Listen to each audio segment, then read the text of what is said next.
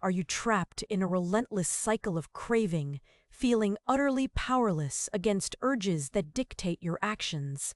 What if the key to breaking free isn't suppression, but a radical acceptance of your desires, understood through the cold, hard lens of Stoic philosophy? Consider this.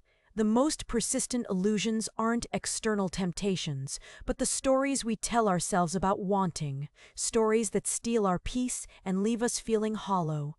This isn't about denying human nature.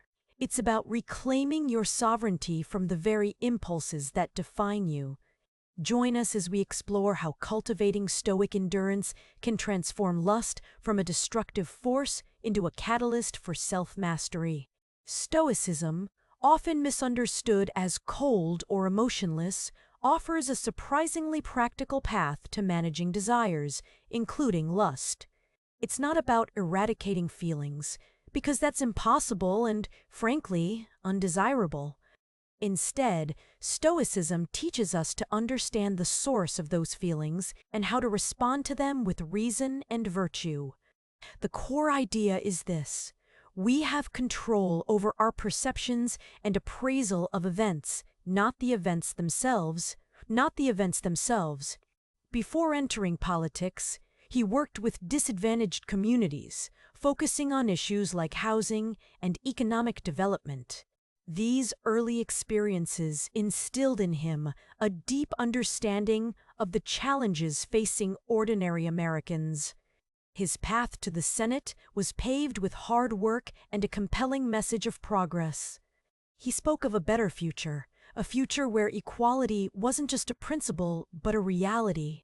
His campaign was remarkable for its focus on hope and change, connecting with voters on a personal level.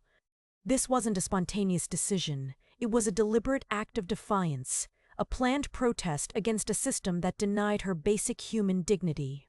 Her refusal to give up her seat was a powerful challenge to the established order. Rosa Parks was arrested for violating the segregation laws. Her arrest became a catalyst for the Montgomery bus boycott, a pivotal moment in the civil rights movement. The boycott lasted for over a year, with African Americans in Montgomery refusing to ride the buses. This act of solidarity and determination put immense pressure on the city and the bus company. Many people faced hardship during the boycott, but they remained steadfast in their commitment to justice and equality. Martin Luther King Jr., a young pastor at the time, emerged as a leader of the boycott, advocating for nonviolent resistance. He inspired people with his powerful speeches and unwavering belief in the power of peaceful protest. The boycott ultimately led to a Supreme Court ruling declaring segregation on buses unconstitutional, a landmark victory. Rosa Parks's act of courage had a lasting impact.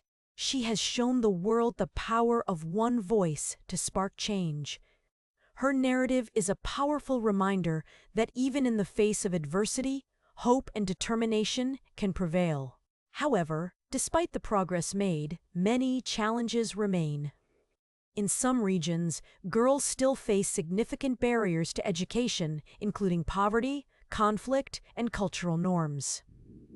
The COVID-19 pandemic has further exacerbated these challenges, with millions of girls around the world dropping out of school. Moreover, the underlying issues of gender inequality and discrimination continue to fuel these problems. While Malala has been instrumental in raising awareness and securing support, ensuring equitable access to education for all girls requires sustained effort and a continued commitment from governments, communities, and individuals alike. The issue of safe schools remains a major concern, especially in conflict zones. For example, while significant progress has been made in reducing child mortality, disparities still exist between different regions and socioeconomic groups. Ensuring equitable access to healthcare and education for all children remains a major goal. Another unresolved issue is the long-term impact of climate change on global health and development. While the Foundation is investing in climate solutions, the scale of the problem requires continued and intensified efforts.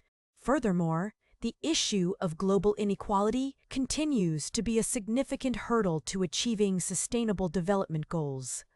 Addressing these complex challenges will require sustained commitment, collaboration, and innovative solutions.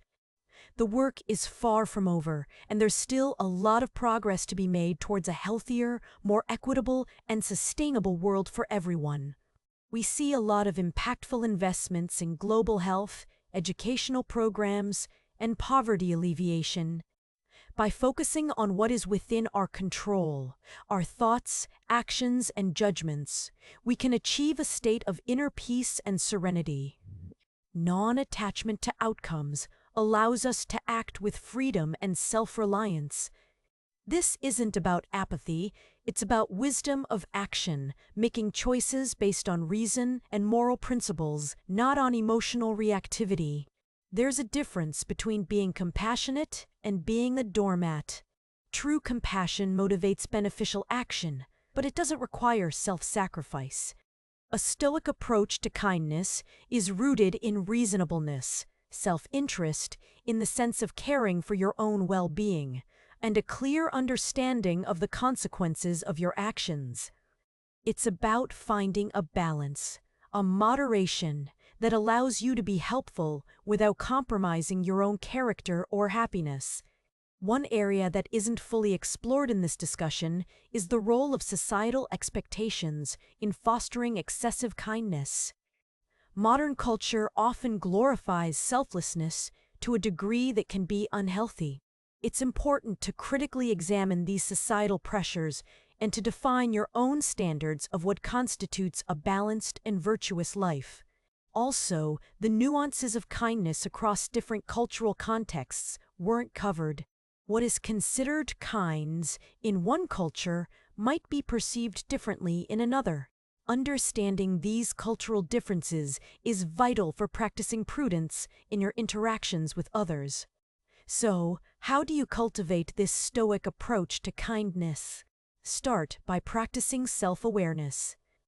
Pay attention to when you feel resentful or depleted after helping someone. Set clear boundaries. Learn to say no without feeling guilty. Focus on your own values and principles and act in accordance with them. Remember, true strength isn't about being a martyr. It's about being a self-respecting, resilient, and virtuous individual who can contribute to the world in a meaningful way without sacrificing their own well-being. This is the path to a fortified character, a true happiness, and a life lived with unwavering principles.